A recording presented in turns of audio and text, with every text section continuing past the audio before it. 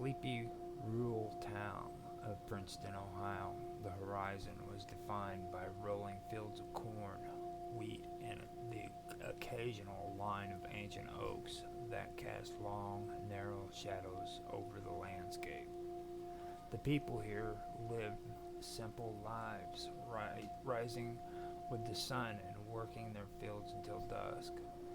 Farm equipment hummed in the distance, a steady, rhythmic drone that had become as familiar as the wind. It was a life of predictable calm, but one summer that silence was shattered by something no one could have predicted. It began with a strange unease, subtle at first, like a cloud that lingered just a little too long overhead.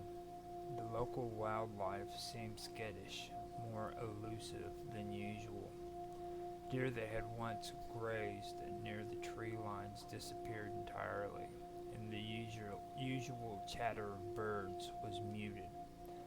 Most of the farmers wrote it off as a sign of the approaching harvest season when the animals moved on to quieter territories, but the bobcats remained.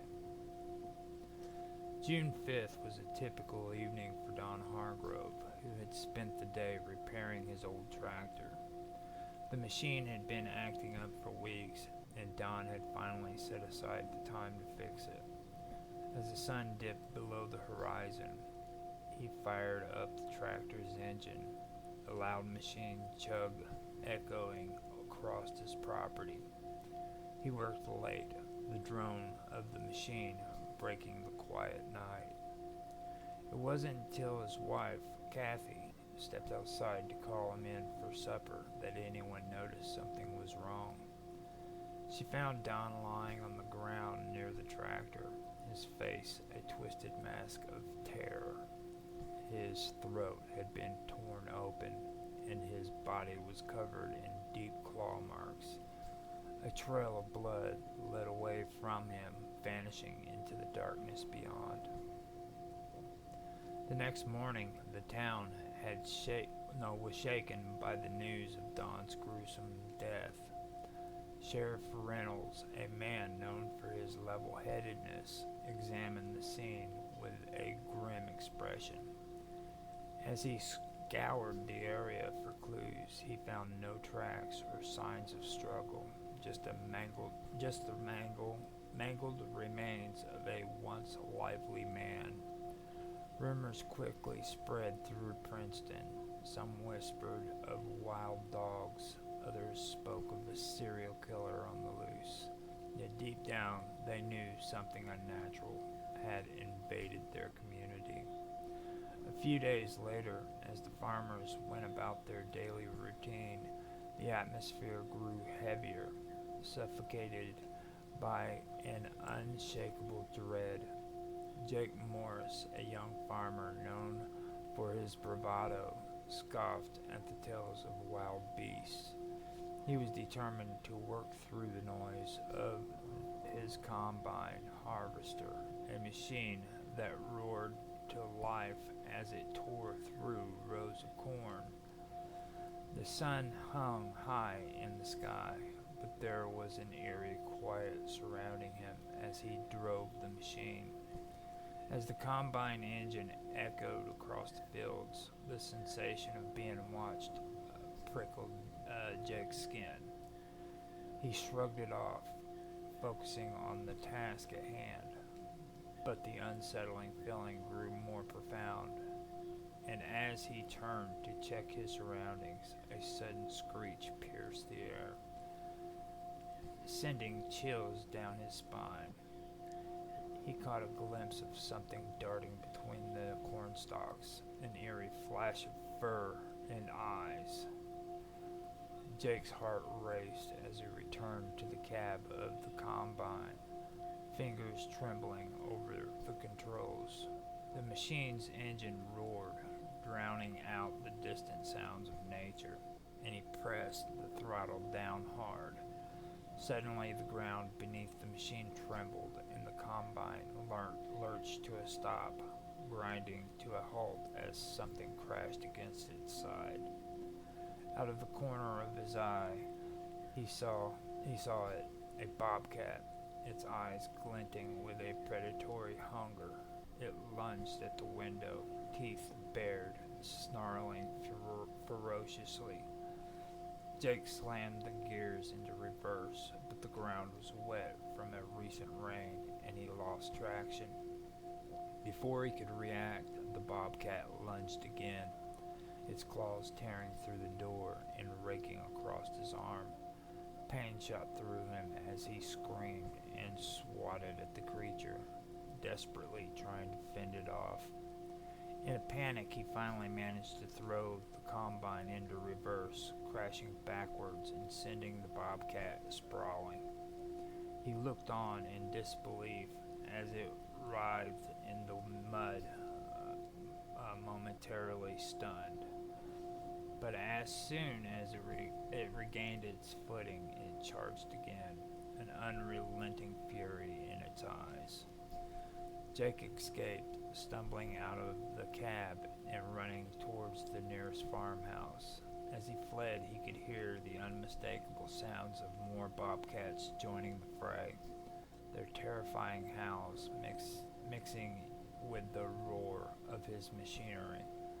It was a nightmarish cacophony, but what frightened him most was that the howls seemed to echo from all directions.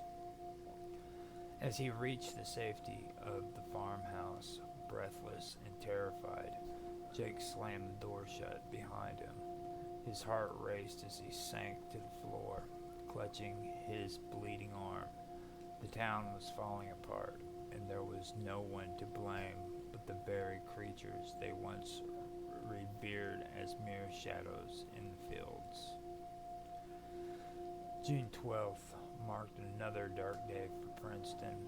The news had spread like wildfire.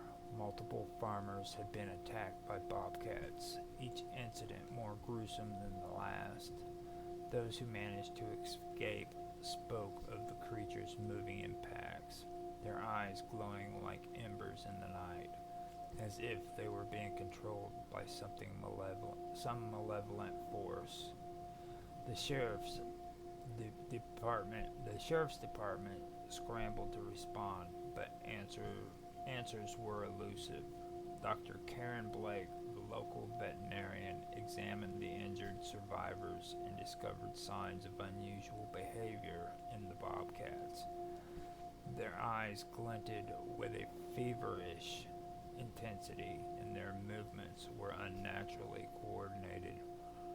But it was as if they were acting on a primal instinct, driven by something beyond their natural predatory nature. The authorities convened an emergency meeting where they hastily concocted a narrative to calm the frightened township. It appears that the rabid bobcats have infiltrated our community, Sheriff Reynolds announced, a strained calm in his voice. These animals pose a threat, and we are taking immediate action. But the truth was darker than anyone could admit.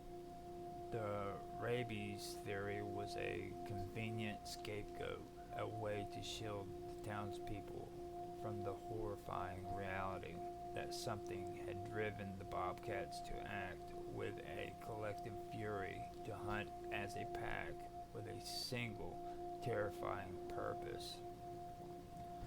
As the days passed, fear tightened its grip on Princeton. The farmers barricaded their homes and avoided venturing out after sunset. The once vibrant fields became hauntingly quiet, filled only with the echoes of machinery that now felt like an unwelcome intrusion. On the evening of June the 20th, a full moon hung low in the sky, casting a silver sheen over the fields. The townspeople huddled together in their homes. Whispers of the bobcats permeated every conversation. Just when they thought it couldn't get worse, a shrill scream broke the night, a sound that tore through the stillness like a knife.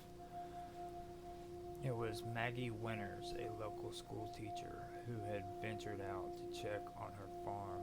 The town folks rushed to her aid, hearts racing as they ran towards her property. When they arrived, they found Maggie crumpled on the ground, her body trembling in shock. She pointed towards the barn, her face pale with terror. "They came out of nowhere," she cried. There were dozens of them. As they followed her trembling finger, they were met with a sight that would haunt them forever. A pack of bobcats surrounded the barn, their eyes glowing like shards of glass, as if the moon had ignited something unnatural within them. The creatures were in a frenzy, darting around the structure with a wild intensity, their snarls mixing into a cacophony that chilled the blood. Sheriff Reynolds felt the weight of the dread settle on his shoulders. The rumors had transformed from whispers of rabies to something more sinister, something that defied explanation. As he called for backup, he realized he could no longer protect his community with half-truths. There was an evil lurking in the shadows, one that preyed upon the fears and vulnerabilities of the town. The following day, the sheriff organized a hunt, rallying volunteers to confront the threat. Armed with rifles and flashlights, the townfolk marched into the fields, their spirits buoyed by the sense of unity against the menace. But as night fell, they found themselves ensnared in a battle against an unseen enemy. The hunt began at twilight, but the bobcats seemed to vanish, their stealthy forms blending into the shadows. Minutes turned into hours, and despair began to seep into their hearts. Just when they thought it was over, a haunting chorus of growls erupted from the trees, echoing through the night air. Before they could react, the pack descended upon them, eyes glowing with an unnatural ferocity. The bobcats attacked with coordinated precision, as if driven by a single malevolent will. The chaos that ensued was nothing short of a nightmare, screams piercing the air. The shadows danced around them in a frenzy of fur and teeth. When dawn broke over Princeton, the once vibrant town lay in ruins, its fields soaked in blood. The sheriff's office was overran, and the town folk scattered, some finding refuge in nearby shelters, while others fled to neighboring communities, haunted by the terror they could not escape. As for the bobcats, they returned to the shadows, their eyes forever glowing with a darkness that left a mark on the land. The rabies theory persisted, a hollow explanation for the horrors that unfolded, but those who survived knew better.